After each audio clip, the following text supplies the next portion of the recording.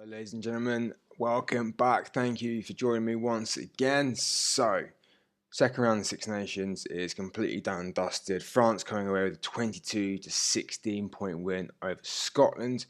Hard fought game. Scotland will feel not hard done by. They feel like this is one that probably got away from them. They were just battered physically. The French came after them at scrum time. The French dominated. Scotland didn't have a lot of answers. I think it was 6 penalties early on from scrums and a free kick as well.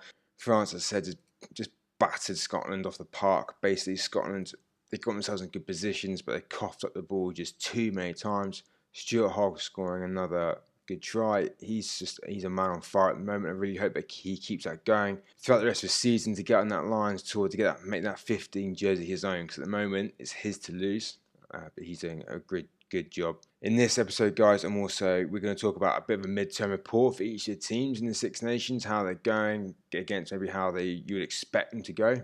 We'll sort of compare that, and also got a bit of an updated Lions 15 for players who have just played in this competition. So I'm going to disregard anyone who hasn't played through injury and that kind of thing, just players who've been in their best position, who have played in the Six Nations. So let's start with the midterm report. We start with Italy. I don't know what to say about these guys, to be honest. I don't know where their heads are at. I don't know what's going on. They've got an excellent coach, so that's not the issue. Strength and depth, I've tried to talk about before. I don't know what the issue is. I'm going to make a video about Italy and try and delve a little bit deeper into the problem, see what's going on. At the moment, in the Six Nations, I can't give them anything but an F, to be honest with you. They've been extremely disappointing, uncreative, been hammered twice in a row at home as well. You would have thought Italy put a bit more of a fight than that at home. They haven't done. They've lost to be fair, a decent Wales team and a very strong Ireland team who are reeling off the back of a defeat. But that's not an excuse, and I really hope they'd be more competitive, especially given the victory over South Africa in the autumn as well. That just hasn't happened, unfortunately. Okay, let's move on to Ireland. It's a bit of a random order. Going into Six Nations, everyone thought Grand Slam contenders. They would just cruise pretty much until they maybe got to Wales game or England game, and then that'd be a bit of a decider. They obviously lost the first game to Scotland. They've come back and they've absolutely blitzed Italy, but Italy are sort of a bit of a weakened side at the moment. I'm going to give Ireland a B-. They've played well and they've dominated the first two games they played. They lost to Scotland in that first game. They'd be very disappointed with that. They haven't quite gotten to where they want to be, I don't think, yet. It will come. This week break probably doesn't help them, but you can expect them to come back firing in week 3. Moving on to Scotland. Now, Scotland have been the team where everyone has sort of looked to progress, and they have done, no doubt about that. That win against Ireland was fantastic. They took their chances. They defended hard. They went to France. Paris, a very difficult place to go and play. I'm glad that England played at Twickenham this year and not at Paris. I'm going to give Scotland a B+. They're on the verge of doing something fantastic and something great, and they are somewhere where Scottish rugby has not been for a long time, and they are on the verge of doing something amazing.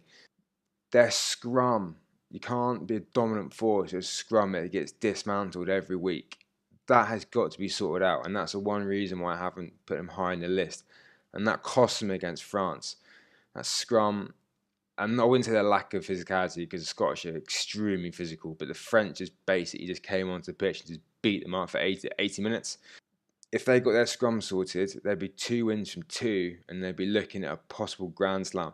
They're going to play England this year, and this is one of the best chances in a long time that they can put a mark on England. England, the way that they're playing is up front at the moment, are going to take Scotland apart.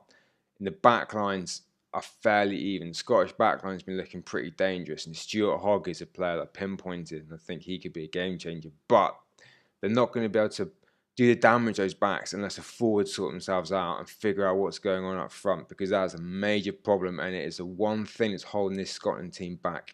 Moving on to France. France was lost a very close encounter to England. They then won a very close game against Scotland. The England game at Twickenham, you think they probably went a bit conservative a bit too soon, which probably cost them. I'm going to give France a B. They have become a lot more consistent. I've said that before.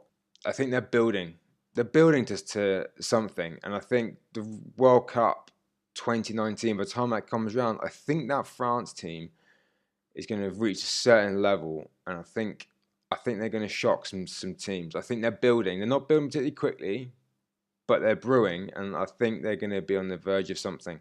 This year's Six Nations is good. Next year's is going to be incredible if this trend continues. So yeah, France have got a B, but they're going to keep improving. Moving on to England. This one here, England have not played well. They narrowly beat France, they narrowly beat Wales. They haven't played well. However, they've won. And that's the big difference. Is yes, they haven't played well, but they've won. Have they played in the way they like to play? No. And in against Wales, they got dominated. France, they made mistakes. They didn't play well against a French team who didn't exactly play well themselves. England, I was going to give them a C. I think it's a bit harsh. They've won 2 out of 2. I'll give them a B minus. Same sort of score as Ireland. They've come into this competition hoping to probably dominate teams more. They haven't done that. I'm worried about when they go and play Ireland, and I'm a little bit worried when they go and play Scotland, if Scotland get on top. But as I said before, I think England's scrum is a bit of a get-out-of-jail-free card in that game. So the England-Ireland game is one that I'm really looking forward to. England been, in my eyes, a bit disappointing. They were lucky to get away with that win against Wales, and it shows actually they're switched on for the full 80. So that is positive signs going forward. Last, but certainly not least, Wales. Wales have come into the Six Nations in a bit of a sticky patch, a bit of up and down form, not knowing where they're coming or going. They've got Rob Howley in charge, who's not their full-time coach, the interim, but he's been around the setup long enough under Gatland to know really what their strengths are, where their weaknesses are, and really how to play. They've tried to evolve their game away from what's called the Warren Ball smash and crash. They've tried to evolve their game from the Warren Ball smash and crash. Howley's tried to implement maybe another style of playing. It's coming in slowly. It worked in patches against England. Wales are at their best when they play what's in front of them. They do play okay in structure, but structure is very easy to defend against. Wales, one of their great strengths is playing what's in front, looking up, heads up rugby. That's always been one of Wales' big strengths. I think they need to get back to playing that a little bit more. Okay, I'm going to move on to my updated Lions 15. I'll say updated. I'm still standing by what I've chosen in my previous video. However, this Lions 15 is the team that have played in this tournament. So if you're getting guys out with injury and that kind of thing. Okay, let's start with front row. Jack McGrath of Ireland. The guy's been very, very good, very solid. In at hooker, he's had a little bit of limited game time, but I think for me at the moment, he's one of the standout hook Northern Hemispheres. Jamie George, he does make an impact. He doesn't look like he should be an international rugby player, but he's a really, really good player, and he makes an impact whenever he gets on the pitch. Furlong, again, Irish prop. He was in my original pick of mine. He's still there. He's playing very, very well. Second rows, same as what I showed before. Got Alan Wynne-Jones, Joe Launchbury, both of which are playing out of their skins at the moment. Both of which are playing extremely well, and they've generated some really good form and momentum going into the tour. Blind type flanker, CJ Stander for me, playing very, very well. Got a hat-trick against Italy. Itoje is not playing badly. He's finding his feet. And actually, I'm calling him Mystic Meg, but the fact that he's starting at 6 for me is very pleasing. I think that's where his future lies. 7, I've got Tibrick. Again, tackling machine, playing very, very well. Good link-up play. Excellent player. Number 8, I've got Ross Moriarty. The guy's a brick wall. England, he absolutely smashed England on the weekend. Defensively, he's a rock. He gets around the park. He's a very, very good player. 9, I've got Reece Webb. Was Connor Moe beforehand. I'm going to go with Reece Webb at the moment. I think he offers something just a bit more at the moment. There's a bit more spark about him. He's on the go all the time. 10, I was thinking long and hard about this one. Finn Russell is doing a good job up at Scotland, definitely. I was going to think about putting Owen Farrell there, but then I'm struggling for 12 options. So I'm going to go down bigger at the moment. He wasn't even in my thinking of the squad, or Paddy Jackson was there too, but Paddy Jackson is too much of an understudy at the moment. For me, he played very well against Italy. We'll see how it goes in his next game if Sexton's not back. Dan Bigger for me is in there. He had a very, very good game against England. If he keeps on the upward trajectory, he could well be on that flight. On left wing, Liam Williams, natural finisher, very fast. I like him. 12, Owen Farrell. I'm trying to think of any other 12s that are sort of really making an impact. So Owen Farrell's in there for me. Jonathan Davies in the outside centre.